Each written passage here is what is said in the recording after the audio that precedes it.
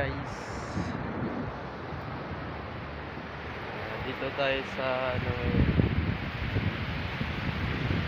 dito sa may beach. Ah,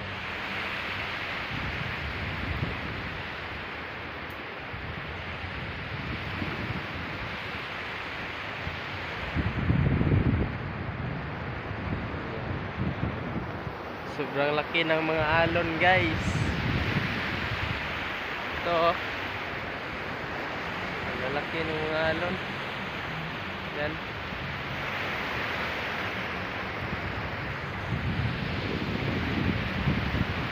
Ang laki.